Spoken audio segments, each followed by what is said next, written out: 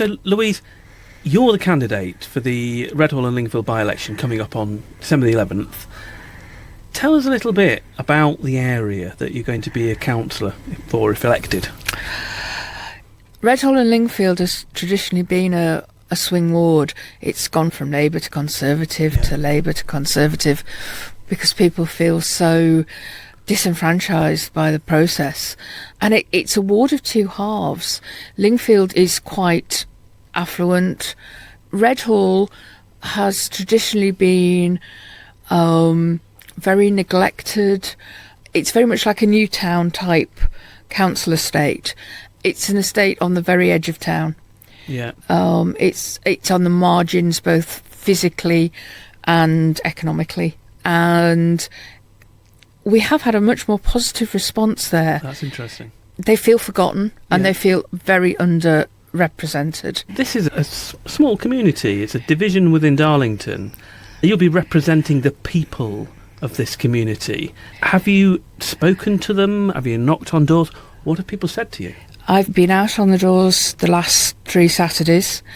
We've been delivering the 60-second surveys. Last week we were out leafleting in the morning and canvassing in the afternoon. What are the sort of issues coming up out of that?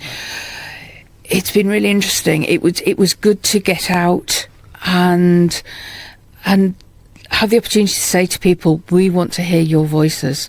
We were delivering the surveys to everybody, regardless of their political stance. Yeah. So it gave us the opportunity to say to Reform voters who were saying, no, you don't want to hear from us. And it was like, yeah, we do. We want to hear from everybody. Yeah. Doesn't matter if you vote Reform, if you don't vote at all. We still want to hear what are your concerns within the ward. And the surprise on their faces, because they weren't used to a party other than theirs saying, we want to know what you think. And are people actually being asked what's important to them, possibly for the first time? Yes, yeah. And the look of surprise on their face, it was like, oh, you want to hear from me even though I'm not going to vote for you? It's like, yeah, I want to hear what you've got to say.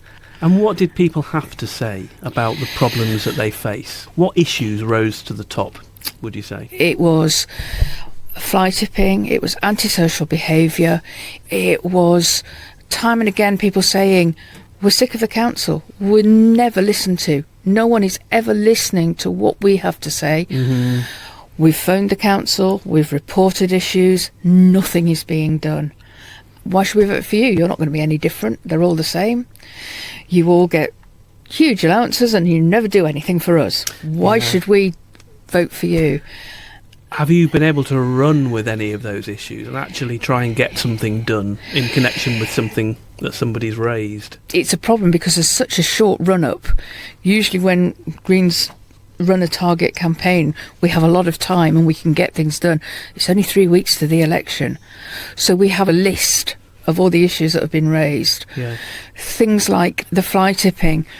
There was talk at one point of us even getting a skip. There was a problem with leaves blocking the drains and things. And when I said, we'll get some volunteers, we'll get the things cleared. Yeah. And sometimes you just got to do it yourself. Yeah. And we certainly do that. I know where I'm a councillor, actually volunteers do an awful lot, and it's those people that have turned things round.